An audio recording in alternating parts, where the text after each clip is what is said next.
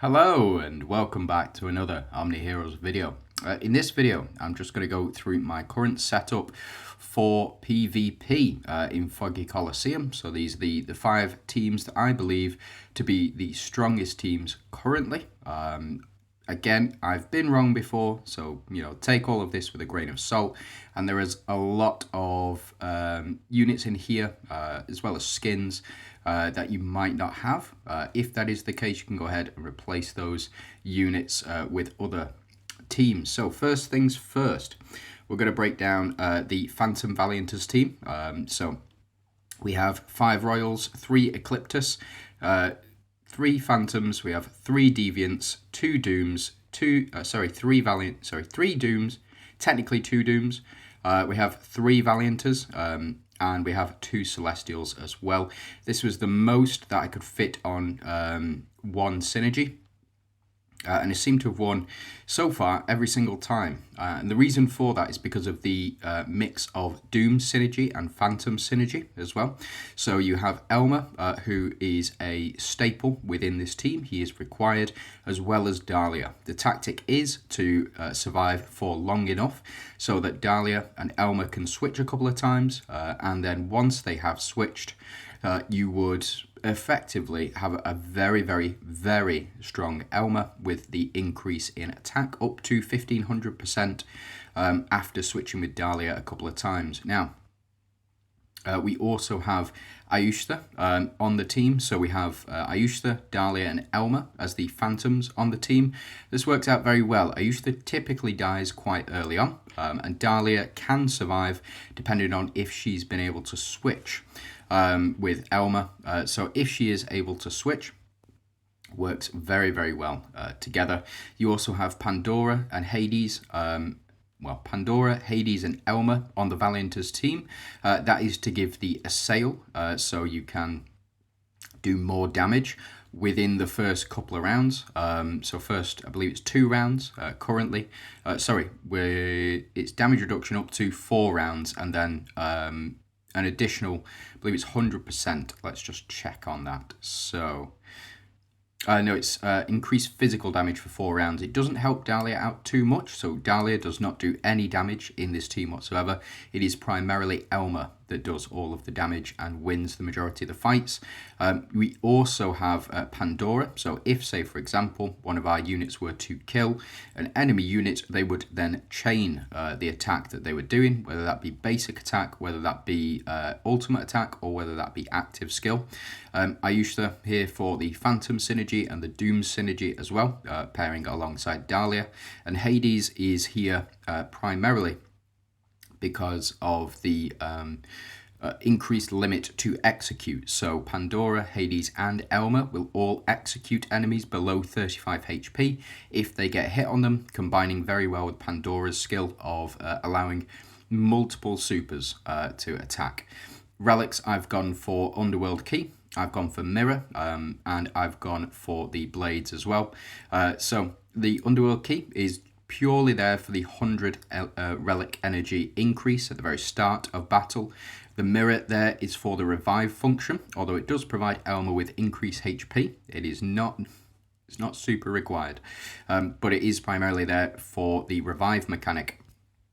And as well, the Blades are here to go along with the execute theme, as well as providing additional attack for the team when they do proc. And finally, we have the Valiant's increased damage for the increased damage for Elmer. So what this team does is it builds up attack over the course of a couple of rounds, hopefully surviving those first couple of rounds. And then Elmer is going to be able to do enough reflect damage in order to destroy the enemy. Ecliptus, it does play a significant role, increasing defense and max HP of all allies when we have more than 1 negative Moonglow energy, which we build up quite quickly. The Valianters that we have on the team are here as well to provide the Awakening or the Fortitude effect after a couple of rounds to help that survivability. And the Dooms are here primarily for the reflect damage that you can provide. So up to 320% reflect damage, I believe it is, for this team in total. Now, second team, we've gone for Monarchs. So this is Ethereal Monarchs. This is Merlin, Elisha, and Halissa, all Monarchs within the team. So we do get the Monarch bonus of having an additional 300% with thanks to Halissa HP for this back row, as well as we have also got the lack of being one shot. That has played a pretty key role in keeping Eudora alive for long enough so that she can proc Elisha's passive, and Karnak is here for the healing as well. So relics, I've gone for all three Dooms and so all three Dooms and Ethereal's relics, just to get the additional stars below. As you can see, we've got 2 stars under Dooms and 2 stars under Ethereal's as well. We do have 2 Light Seekers in the form of Halissa and Merlin. We have 2 Celestials in the form of Karnak and Eudora, and only 1 Deviant, which I'm not too happy about, but it does the job. And as you can see, you've got no Luminas or Ecliptus on this team. It's been doing relatively well, but that is partly to do with the strength of Elisha and Eudora, building up those stacks as quickly as possible. It's a really good team, I think. Very survivable and does high amounts of damage with thanks to Eudora and Elisha's build-up together. Now, with regards to the artifact, I've gone full Ethereal on this one because we do have more Ethereals than we do Dooms. So we've got Eudora to do increased damage, Elisha and Karnak all to do increased damage. Very, very strong, very powerful team indeed. The reason that I've gone for Gord is because I'm already using my other Dooms Ethereal relic. So this one just seemed appropriate. And as well, after the Gord has been cast, we will double the number of buffs that are applied, or number of stacks that are applied, which also helps increase Elisha and her passives, as well as Halissa and her passives. Merlin also applies increased reflect damage to the team, so you can win with reflect damage with this team as well. Next team, we do have Lancelot, Talinas, Gaia, Astrid and Lillian Leah. Bit of a weird combination, but I've gone for 3 Monarchs on this team, so in the form of Talinas, Astrid, Lillian Leah. We do have the Ecliptus synergy activated as well, so we have 3 Ecliptus on the team. We have 3 Royals for the increased damage reduction and increased damage in Gaia, Astrid and Talinas. We have 2 Glorians, or technically 3, because I've got proof of Glorians in Lillian Leah and Talinas. And we do have 3 Mystifiers as well with Astrid, Gaia and Lancelot. We've got 2 Protectors, Gaia and Lancelot. We have 2 Deviants in the form of Astrid and Gaia, 1 Light Seeker in the form of Lillian Leah, and 1 Celestial as well in the form of Talinas. Could do with some more Celestial on the team, so potentially taking out Lillian Leah and popping Audrey in there as well. But for me, Audrey's on a different team. Now, I have gone for full Mystifiers relics on here, so very standard. We've got Death's Scythe, we've got Plague Bow, and we do have Knight's Edge as well to power up Gaia and do as much damage between Lancelot and Gaia as possible. So that is the team. The last thing is the artifact. Gone for Mystifiers damage increase overall. So it's an additional 300% damage for Astrid, Gaia and Lancelot. Works very well with Gaia. Gaia to increase damage reduction and also increase how much damage that we put out as well. And Lancelot here for the additional 200% corrode damage. Talinas here to stun, as well as provide the Monarch synergy. And as well we have Lillian Leah to protect the entire team with healing and shields. Astrid here just to do as much damage as possible and apply 4 stacks of corrode, which will then buff Gaia up as well. Fourth team, I've gone for a Strikers, so this is a full 5 Strikers with thanks to Cleopatra. We have 4 Royals in the form of Cleopatra, Arthur, Seraphina and Chang. We also have 4 Celestials with the same units. We have 4 Doomsdayers, technically, and the reason that I've gone for, well, the 3 Dooms in the form of Cleopatra, Arthur, and Doris is primarily for Arthur. So the higher the reflect rate for Arthur, the more damage he's going to do when he does eventually get hit. We have 3 Ecliptus, we have 3 Glorians as well in the form of Chang and Seraphina, and proof of Glorians and Dooms on the same team. Again, the reason that I've gone for this particular setup is the Strikers synergy, so doing as much damage reflect-wise as possible. Cleopatra here to provide Holy Shield and increase attack. Seraphina to provide healing and also to trigger the Proof of Dooms or the Grace of Hunters synergy so that we do get an additional attack and defense. And Chang is to do her ultimates as many times as possible to build up the rest of the team. If you don't know, Chang does apply attack increase and HP increase with every ultimate that she does to a random unit and herself, stacking up to 10 or 20 times respectively, depends on what your star level is for her. So with regards to relics, we've gone for the Lance here, so the Doom's Lance.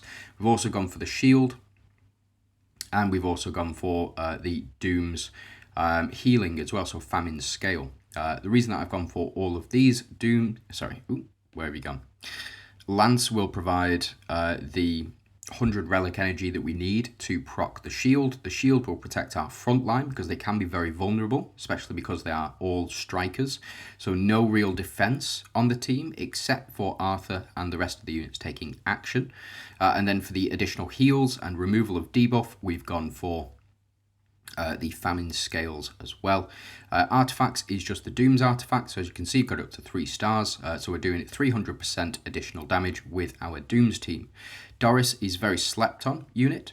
She does provide a lot of utility on the Doom's team, so she will, instead of doing just reflect damage once you've been hit, you will also do reflect damage based on enemies taking action as well. So it's effectively getting double the amount of damage that you would normally do with Dooms with just having Doris on the team, or at least there's a 50% chance of it because I don't have her full red runes. I only have her 2/2, but it seems to be good enough.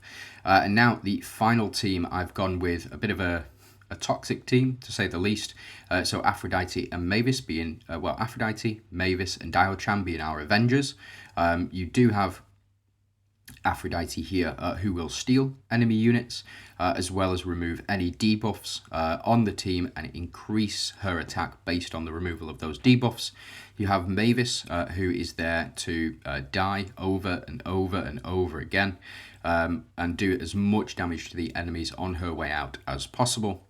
This is helped as well by having Audrey on the team, another Monarch. So this is 3 Monarchs on the team. Again, there's a central theme going through the majority of these teams is have 3 Monarchs as a bare minimum. Really, it should be 4, but for me, I think personally 3 is... it's good enough. So we do have Audrey to receive any healing and to steal any enemies healing as well. We have Wu Zetian. What she does is she provides damage reduction and also can steal enemy units as well. So stealing those units, really, really helpful, especially in the first couple of rounds. Alongside Aphrodite, the protect mechanic works very well with both of them. So Wu will steal an enemy unit with her ultimate. Aphrodite will also steal an enemy unit on death, but Wu will then apply the protect synergy. So every time our team gets attacked, in this spot here, that unit will take all of the damage. So irrespective of if it's stolen by Aphrodite or irrespective if it's stolen by Wu, the enemy here will take that damage. It works very well and very good combination. And the reason that I've got Dio-chan in here is she dies quite frequently. So we want to keep her dying and keep her attacking as much as possible. So she does increase the allied team's attack, which is one thing that I found with this team was missing, is a way to increase the attack of the team. Dio-chan does that when she dies and also when she bewitches or when she applies Confuse to the enemy team, which is actually quite frequent, considering we've got the 2 enchanters as well in Wu and Diochan. So we do have Ecliptus, we have 3 Royals, we have 3 Monarchs, 3 Celestials, 3 Avengers, 3 Glorians, and 2 Enchanters. We would have 2 Light Seekers, but my Diochan is not 15 stars yet, so we will get there eventually. But this is a very strong team nevertheless. Relics, I've gone for Spear, and as you can see, I've got Banner up to 3 star. I also have the new relic in the form of the Umbra Torch, I believe it's called, and that is just to apply an increase in HP and also to reset the rest of the relics as well. So get as many of these relic hits off as early as possible to work very well, and to counter a lot of what the enemy is going to try and do. The only thing this relic, this artifact does not do is counter any Glorians, and that is for... It is a shame, but it is what it is. At the start of battle, applies stun to all enemies for 1 round. So if we are going up against a non-Glorian team, this will kick in. Enemies will be stunned for the first round. Once the enemies have been stunned, it gives our team a chance to build up and perform as many ultimates as possible in the form of Aphrodite, in the form of Wu, and also gives us a bit of breathing room with this team. This team can die very quickly, but fortunately Aphrodite to cover that weakness effectively. So those are my teams, and let me just jump into... Ooh, very good. Let me just jump into my hope tree very quickly, and I'll just show you what we have done. Excuse me, I did not jump into you. Right, so Hope Tree. This is the build that I've gone for at the moment. I have, let's start with the Avengers. As you can see, I've got nothing in Ecliptas and nothing in Luminas at the moment. I just don't put too much stock in that seasonal synergy. What I have done instead, I've got all of my trees, or left-hand trees and right-hand trees, up to 5 out of 5, and then started to build up, at least adding 1 node onto each of the synergies top left as well. So I've gone up for Avengers, I've gone up the left tree, triggering the Elysians synergy. I have gone up the right tree, triggering the negative Moonglow for Dooms, as well as putting 5 out of 5 into the Reflect mechanic, and as well gone with Proof of Dooms as well. I have also gone with 5 out of 5 on the Shadow Tree, or the Grace of Demon Tree, for the Valiants, in order to gain access to that Ascension for 3 rounds, and the Fortitude effect, very, very strong. And also I put 1 point into the Valiants' increased attack on kill. For Glorians, I've gone full left path. I'm not changing that for anybody, any reason whatsoever. This is the strongest path within the game, and it will hopefully remain that way, which is why I've gone for a Proof of Glorians, so that I can have multiple teams, only requiring 2 Glorians on each team to trigger this passive Grace of Hunters. I've also added Radiant Purity, 1 level of Radiant Purity, just to have it there. It's better to have that than not have it, in my opinion. I've gone with Light Side for Mystifiers, getting the Banish mechanic up to 5 out of 5, and also increase corrode damage as well, as much as I possibly can. And then finally, I've gone up the right-hand side, or the negative side, with Ethereals, just to get this Grace of Shadow. So every negative, 20 negative Moonglow, increase the dodge of all allies by 15. So if we get it up to 200, for example, we will, in fact, have a 150% chance to dodge. So just building that up as much as possible. I've also gone for 2 stacks on here to get this up to 5% chance for Ethereals to stun enemies as well. Finally, in the season mode, as you can see, I didn't have enough points to get Foggy Colosseum up to level 5 to increase the attack, HP and defense of all allies by 160, so we've only got the 80% at the moment. I do have a free reset, and it does reset in 3 days. I believe that is when, yeah, so in 3 days World Arena will kick off. So I may go ahead and reset the Hope Tree, building it exactly the same, except I would pop 5 out of 5 in this one, and put nothing in World Arena, and then enhance the rest of them, getting that next free reset when the World Arena starts to change over my teams, or change over my setup here to add in level 5 World Arena Enhance as well to get that additional 160%. So that's it from me. I just want to say thanks very much for watching. I do hope you have a fantastic day, and let me know how it's going for you. What teams are you building within the Foggy Colosseum?